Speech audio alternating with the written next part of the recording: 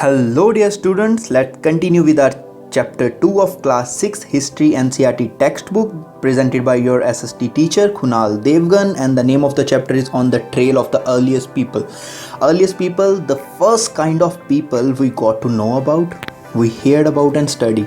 वो पुराने लोग जिनके बारे में हम बात करते हैं, वो क्या काम करते थे, कैसे करते थे, क्यों करते थे, हम इस चैप्टर में उसके बारे में बात करेंगे। इन आवर फर्स्ट चैप्टर हमने अपने फर्स्ट चैप्टर में देखा कि हिस्ट्री क्या थी, ठीक है, और जो लोग तो हमने हिस्ट्री के बारे में जब पढ़ना शुरू किया, हमने पढ़ना शुरू किया कि उनकी फूड हैबिट्स क्या थी, उनकी क्लोथिंग्स कैसी थी, उनके हाउसेस कैसे थे, वो क्या काम करते थे, लोगों ने कहाँ पे रहना शुरू किया।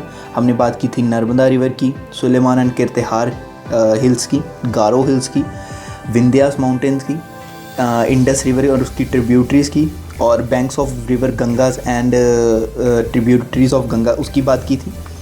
उसके बाद हमने साउथ एशियन कॉन्टिनेंट की बात की थी, क्यों उसको साउथ एशिया की बात की थी, क्यों उसको सब कॉन्टिनेंट बोला जाता है। उसके बाद हमने बात की कि क्यों लोगों ने एक जगह से दूसरी जगह जो लोग थे वो जाते थे। अब हम बात करेंगे उन्हीं लोगों की कि वो क्यों एक जगह से दूसरी जगह जाते थे। हमने ये तो बात की कि लोग जो थे वो एक जगह से दूसरी जगह जाते थे, और एक जगह से दूसरी जगह जाने से नॉलेज शेयर होती थी, कल्चर इनरिचमेंट होती थी। हमने ये सारी बात की कि लोग एक दूसरे से कुछ चीज़ें सीखते थे। आज हम बात करेंगे इस चैप्टर में अर्लीस्ट पीपल के why were they on the move, क्यों वो एक जगह से दूसरी जगह जाते थे। जो हम अर्लीस्ट पीपल की बात करते हैं, लोगों की बात करते हैं, तो हम अपने आप को कितना पीछे लेके जाते हैं, 2 मिलियन ईयर्स अगो, आज से 2 मिलियन ईयर्स बैक जाते हैं, ठीक है। और हम बात करते हैं कि जो उस टाइम पे लोग थे वो क्या करते थे। वो जो लोग थे बच्चों, वो हंटर गैदरर्स थे, वो वाइल्ड एनिमल्स को हंट करते थे, ठीक है, वो फूड्स को गैदर करते थे, वो फिशेस को पकड़ते थे, और वो एग्स को पकड़ते थे, एग्स को गैदर करते थे, सीड्स को खाने के लिए गैदर करते थे, लीव्स को गैदर करते थे डिफरेंट चीज़ों के लिए। और ये जो जितने भी काम थे ना ये सारे काम जो एशियन टाइम में किए जाते थे, इनके लिए कुछ स्किल्स चाहिए होती थी। स्किल्स कैसी? जो उस टाइम के लोग थे वो अलर्ट ज़्यादा होने ज़रूरी थे, वो क्विकनेस उनके अंदर होनी ज़रूरी थी, उनके अंदर प्रेजेंस ऑफ माइंड होना ज़रूरी था। अगर किसी का शिकार करना है तो तुम्हें क्विक और अलर्ट होना पड़ेगा, नहीं तो शिकार करने वाला उसी जानवर का खुद शिकार हो जाएगा, ठीक है। अगर आपके अंदर वो चीज़ नहीं है, मान लो अगर आपके अंदर उतनी रफ्तार नहीं है, उतनी ताकत नहीं है, और आपको मैं कहूँ कि जाओ किसी गाय को पकड़ो, ठीक है, तो अगर आपके अंदर उतनी ताकत नहीं है, अपने अंदर क्विकनेस नहीं है, तो क्या आप उसको पकड़ लोगे भाग के? कुत्ते को पकड़ने के लिए कह दो, डॉग को पकड़ने के लिए कह दो, किसी भी जानवर के, आपके अंदर कुछ स्किल्स होनी चाहिए, आपके अंदर कुछ प्रेजेंस ऑफ माइंड होना चाहिए, ठीक है। अगर आपके अंदर वो प्रेजेंस ऑफ माइंड नहीं होगा तो क्या होगा, वो जिसको आप पकड़ने गए हो, अगर वो लोग शेर को पकड़ने गए हों, तो अगर शेर को वो पकड़ने के लिए उनके पास इतनी क्विकनेस ना हो, इतनी अलर्टनेस ना हो, प्रेजेंस ऑफ माइंड ना हो कि कैसे पकड़ना है, बस उसके सामने गएगा तुझे पकड़ूंगा, तो शेर क्या करेगा, उसको मार देगा, ठीक है। तो अलर्टनेस, क्विकनेस और प्रेजेंस ऑफ माइंड इन लोगों के लिए एक स्किल्स थी, जिससे जो कि इस काम आती थी, एनिमल्स को हंट करने के काम आती थी, फिशेस को और बर्ड्स को कैच करने के काम आती थी। और ऐसे ही जो प्रेजेंस ऑफ माइंड है ना, ये एक और चीज़ के काम आती थी, जब ये किसी फूड को गैदर करते थे, ठीक है। जो सारे पार्ट्स होते हैं प्लांट्स के, वो खाने वाले नहीं होते ना, कुछ पार्ट्स खाने वाले होते हैं, कुछ पार्ट्स जो क्या होते हैं वो पॉइजनस होते हैं, वो जहरीले होते हैं। अगर ये उन प्लांट्स को खा लेंगे तो क्या होगा, अल्टीमेटली वो मर जाएंगे। तो एक प्रेजेंस ऑफ माइंड होना ज़रूरी है कि ये चीज़ हमें खानी है और ये चीज़ हमें नहीं खानी है। अब हमने ये तो बात कर ली कि ये जो लोग थे इनके अंदर ये स्किल्स थी, ये मूव करते थे। अब हम बात करते हैं वाई हंटर जो गैदरर्स थे, इनके अंदर क्या स्किल्स थी, ये हमने पता कर लिया। अब why hunter gatherer move from place to place, क्यों ये लोग एक जगह से दूसरी जगह जाते थे, जिसकी वजह से क्या होता था, जिसकी वजह से कल्चर, एक नॉलेज ट्रांसफ़र होती थी, नॉलेज एक जगह से दूसरी जगह जाती थी, कल्चर इनरिचमेंट होती थी, कल्चर एक दूसरे के साथ मिलते थे अलग अलग। इस चैप्टर में एक चीज़ का मेंशन नहीं किया हुआ कि जो पुराने टाइम के लोग हैं वो कैसे थे। उसके लिए एक वर्ड यूज़ होता है बच्चों, जिनको कहते हैं हम नोमैड्स। नोमैड्स वो लोग होते हैं जो एक जगह से दूसरी जगह ट्रांसफ़र होते रहते हैं, एक जगह से दूसरी जगह जाते रहते हैं। क्यों? In the search of food. उनको अभी सेटल लाइफ के बारे में नहीं पता था कि एक जगह पे रुक के क्या किया जाता है, एग्रीकल्चर किया जाता है, या एक जगह पे रह के कैसे अलग अलग रिसोर्सेज को यूज़ किया जाता है, उनको नहीं पता था। उनको जहाँ पे जो सी चीज़ मिलती थी वहाँ वो उसी की सर्च में उधर निकल जाते थे। तो जब वो क्यों वो एक जगह से दूसरी जगह जाते थे, हम इसमें अब उनकी बात करेंगे कि वो क्यों एक जगह से दूसरी जगह जाते ही रहते थे, मूव करते ही रहते थे। एक क्या होता था, जब वो एक जगह से दूसरी जगह जाते थे तो वहाँ के जो अवेलेबल रिसोर्सेज थे, ठीक है, वो क्या करते थे, उनको खा लेते थे। जब वो वहाँ के सारे रिसोर्सेज को खा लेंगे, मानेंगे वहाँ कोई पेड़ है, उसके फल लगे हो तो उसका एक टाइम पीरियड है, तो उसमें 100 फल लगे, जब वो 100 फल को खा लेंगे तो वो कहीं और चले जाएंगे, ठीक है, in the search of food. तो वो क्या करते थे, जब एक जगह के रिसोर्सेज ख़त्म हो जाते थे, एक जगह के फल फ्रूट सब कुछ ख़त्म हो जाता था, तो वो दूसरी जगह पर ट्रांसफ़र कर लेते थे, ठीक है। दूसरा क्या था, वो मेनली क्या थे, वो हंटर्स थे, वो गैदरर्स थे। तो हंटर्स किसका हंट करते हैं, एनिमल्स का। तो एनिमल्स को फॉलो करते करते वो एक जगह से दूसरी जगह जाते रहते थे। क्यों, एनिमल्स को फॉलो करते हुए वो एक जगह से दूसरी जगह इसलिए जाते रहते थे कि जो एनिमल्स थे उनको भी खाने के लिए कुछ चाहिए, जैसे ग्रास चाहिए उनको, या कुछ ऐसे एनिमल्स हैं जिनको खाने के लिए अपने से छोटे एनिमल्स चाहिए, ठीक है, जिनको हम कहते हैं स्मॉल प्रे। उनको खाने के लिए वो एक जगह से दूसरी जगह जाते रहते, तो हंटर गैदरर्स उन जानवरों को खाने के लिए उनके पीछे पीछे जाते रहते थे, उनका शिकार करने के लिए। और दूसरा क्या था, हम सभी जानते हैं कि जो प्लांट्स और ट्रीज़ होती हैं इनका एक पर्टिकुलर सीज़न होता है। मैंगोस गर्मियों में आते हैं, ठीक है, जो एप्पल्स हैं वो मोस्टली सर्दियों में आते हैं, ठीक है। तो इससे क्या होता है, इससे डिफरेंट सीजन्स में डिफरेंट जगह पे डिफरेंट क्रॉप्स होती थी, डिफरेंट ट्रीज होते थे, डिफरेंट फ्रूट्स होते थे। उनके सर्च में एक जगह से वो दूसरी जगह जाते थे कि हाँ इस टाइम पे जहाँ पे ये जो फ्रूट्स हैं इस जगह पे क्या हो गए होंगे, इस जगह पे वो रिप्ड होंगे, पक गए होंगे और हम इनको खा सकेंगे। In the search of plants जाते थे। और जो सबसे मेन रीज़न था किसी एक जगह से दूसरी जगह मूव करने का, वो था in the search of water. हम सभी को पता है कि हमें जीने के लिए सबसे इंपॉर्टेंट जो चीज़ है वो है वाटर। और वाटर के जो सबसे मेजर सोर्सेज हैं हमारी ड्रिंकिंग के लिए, वो था पहले टाइम पे रिवर और लेक्स। पहले टाइम पे ऐसा तो था नहीं, घर पे बैठो टैप खोलो पानी आ गया। तो हमें क्या करना था, हमें रिवर्स के पास जाना पड़ता था वहाँ पे पानी पीने के लिए, वहाँ पे नहाने के लिए, ऐसी चीज़ें करने के लिए। क्योंकि ये जो जिन लोगों की हम बात कर रहे हैं ये हंटर गैदरर्स है, वो लोग जिनके तुम्हारी इमेज वो बनी हुई ना भाले वाली, लोगों के बड़े बड़े पत्तों वाले कपड़े डाले हुए हैं या फिर एनिमल स्किन के कपड़े डाले हुए हुआ करते हुए ये एक जगह से दूसरी जगह जाते रहते थे, ठीक है। और कुछ लोग थे उनके रिलेटिव्स बहुत थे, ठीक है। तो कुछ लोग इसलिए ट्रैवल करते थे, एक जगह से दूसरी जगह जाते थे, क्यों, अपने फ्रेंड्स और रिलेटिव्स को मिलने के लिए। अभी तक हमने बात की कि हंटर गैदरर्स कौन थे, हमने पुराने समय के लोगों की बात कर रहे हैं, ठीक है, जो हंटिंग और गैदरिंग करते थे, हंट करते थे, वो एक जगह से दूसरी जगह मूव करते थे। और जो वो एक जगह से दूसरी जगह मूव करते थे उसके कारणों के 5 कारणों के बारे में पढ़ा।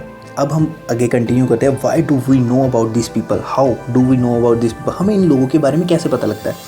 हमने अपने फर्स्ट चैप्टर में देखा था कि हमें अगर हिस्ट्री को पढ़ना है तो हमें हिस्ट्री को पढ़ने के लिए हम इंस्क्रिप्शंस को पढ़ते हैं, आर्कोलॉजिस्ट के एक्सकवेशन और जो वो खुदाई करते हैं, एक्सप्लोरेशन करते हैं, उनके बारे में पढ़ते हैं, मनुस्क्रिप्ट्स के बारे में पढ़ते हैं।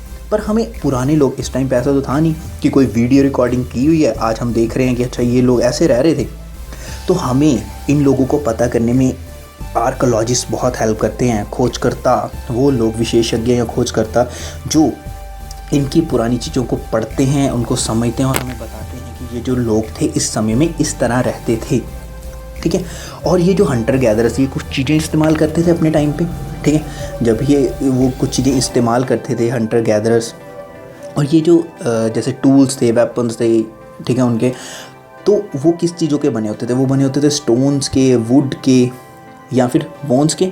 इनमें से वुड भी थोड़े टाइम बाद ख़राब हो जाएगी, बोन भी थोड़ी देर बाद ख़राब हो जाएगी, पर जो स्टोन है ना ये काफ़ी हार्ड मटेरियल है, तो ये काफ़ी टाइम तक मतलब कि रह सकता है बिना ख़राब हुए। तो हमें इस टाइम के सबसे ज़्यादा क्या मिलते हैं, हमें स्टोन टूल्स मिलते हैं सर्वाइव किए हुए, ठीक है, जो इस टाइम इतने टाइम से सर्वाइव हैं। तो हमें पता लगता है कि अच्छा ये जो लोग थे ये स्टोन का इस्तेमाल ज़्यादा करते थे। अब हम बात करते हैं कि ये स्टोन का इस्तेमाल किन किन चीज़ों के लिए करते थे। जैसे वो मीट को कट करने के लिए इसका इस्तेमाल करते थे, ट्री की बार्क को उतारने के लिए स्टोन से वो ट्री को रब करते थे उसकी बार्क उतारने के लिए, ठीक है। फ्रूट्स को चॉप करने के लिए, रूट्स को चॉप करने के लिए, वुड को चॉप करने के लिए जो उनके फायर के लिए काम आती थी, उनके घर बनाने के लिए काम आती थी, ग्राउंड को डिग करने के लिए, शिकार करने के लिए अपना वो फंदा बनाते थे उसके अंदर, ठीक है।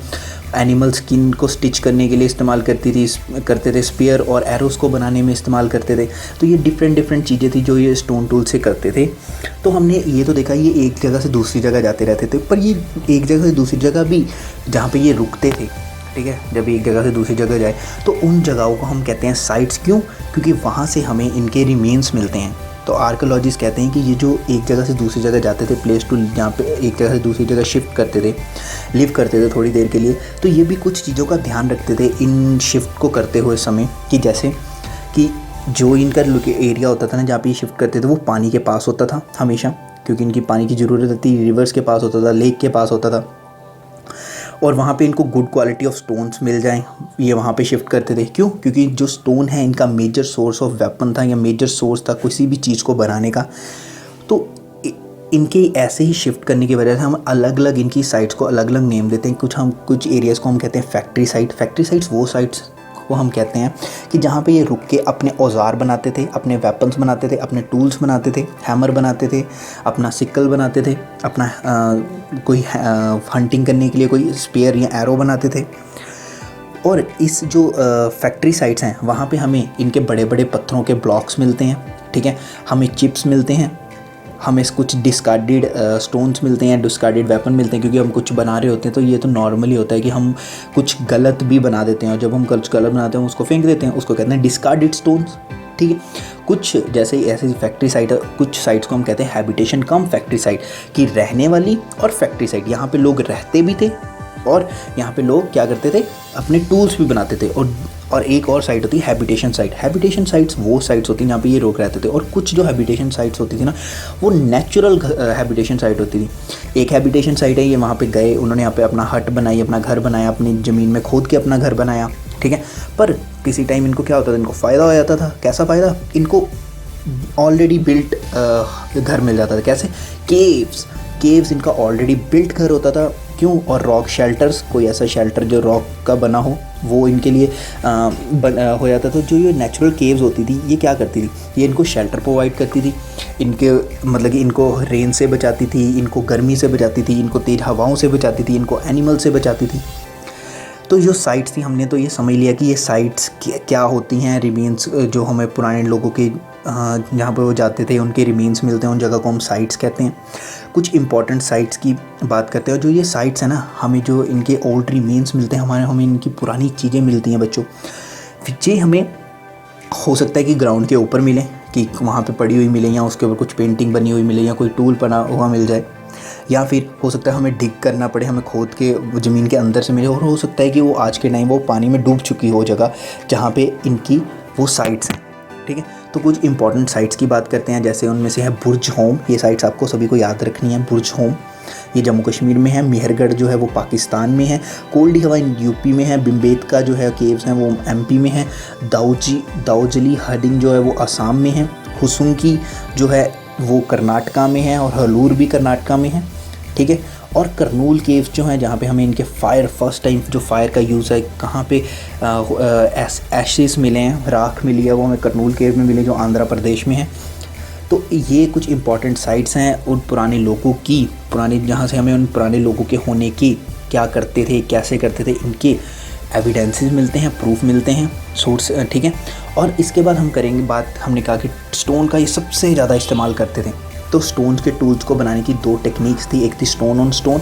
इसमें क्या करते थे, एक पत्थर को अपने लेफ़्ट हैंड में पकड़ते थे, एक पत्थर को अपने राइट हैंड में पकड़ते थे, और एक जो राइट हैंड वाले पत्थर से लेफ़्ट हैंड वाले पत्थर को मारते थे ज़ोर ज़ोर से, उसको एक शेप देने के लिए।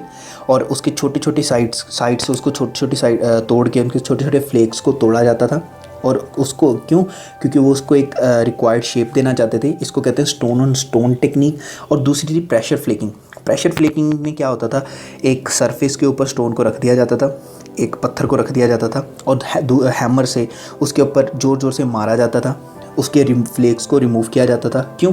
उसको भी वो एक पर्टिकुलर शेप देना चाहते थे। तो ये दो फ़र्क हैं, एक में हम वो सिर्फ हैंड का इस्तेमाल कर रहे हैं, दूसरे में वो हैमर का इस्तेमाल कर रहे हैं और ज़ोर ज़ोर से उसको मार रहे हैं। तो पत्थर का इस्तेमाल करते थे वो लोग, जो पुराने लोग थे, उनको फायर के बारे में पता था या नहीं था। अब हम इसके बारे में बात करते हैं। हमें पता लगा कि ये लोग फायर का इस्तेमाल करते थे। कहाँ से? हम ना करनूल केव में, आर्कियोलॉजिस्ट करनूल केव में सर्वे कर रहे थे या देख रहे थे, तो उनको एशेस मिले, ट्रेसेस ऑफ एशेस, राख मिली। तो उनको लगा कि अच्छा ये एशेस यहाँ पे मिले हैं, तो ये जो पुराने लोग थे ये फ़ायर का इस्तेमाल करते थे, तो इन्होंने सोचना शुरू किया कि ये जो फ़ायर का इस्तेमाल है किस लिए करते थे। तो उन्होंने दिमाग लगाया, उन्होंने कि एक तो इनके लिए सोर्स ऑफ लाइट थी, जैसे आज जो हमारे लिए है फ़ायर, ठीक है। दूसरा क्या था, ये अपने मीट को कुक करने के लिए फ़ायर का इस्तेमाल करते थे और एनिमल्स को डराने के लिए फ़ायर का इस्तेमाल करते थे। तो ये इस चीज़ों से पता लगा कि हाँ, ये जो पुराने लोग थे ये फ़ायर का इस्तेमाल करते थे। धीरे धीरे क्या हुआ कि इन्वायरमेंट में चेंज आना शुरू हुआ। जो पुराने लोग थे वो पहले हंटिंग गैदरिंग कर रहे हैं, हंटिंग गैदरिंग के बाद उनके अंदर एक शिफ्ट आएगा, ठीक है। वो डोमेस्टिकेशन ऑफ एनिमल्स शुरू करेंगे, वो पशुपालन करना शुरू करेंगे। उसके बाद क्या करेंगे, वो एग्रीकल्चर के ऊपर शिफ्ट करेंगे। तो ये सब कुछ कैसे होगा, कैसे लोग सिर्फ शिकारी बनने के बाद कैसे लोग उन जानवरों का पशुपालन करना शुरू करते हैं और कैसे वो लोग फिर एग्रीकल्चर के ऊपर शिफ्ट करते हैं, इसके बारे में बात करते हैं। माना जाता है कि आज से 12,000 साल पहले क्लाइमेट में एक चेंज आता है। पहले एक ठंडा क्लाइमेट था, थोड़ा सा क्लाइमेट वार्म गर्म होना शुरू होता है। अब जब गर्म क्लाइमेट होना शुरू होगा तो उससे क्या होगा, उससे ग्रासलैंड आएंगे। ग्रासलैंड मतलब कि बड़े बड़े एरियाज़ आएंगे। अगर ज़्यादा ठंड होगी तो क्या होगा, ज़्यादा ठंड में थोड़ी कोई ग्रासलैंड आते हैं। ग्रासलैंड तो हल्की सी गर्म भी जगह हो और हल्की सी ठंडी भी जगह हो, उसी जगह पे बड़े बड़े ग्रास के मैदान होते हैं। हरियाणा में हैं, ठीक है, जैसे कितनी हरियाली है, पंजाब में है कितनी हरियाली है, कितनी ठंडी है यहाँ पे, है ना।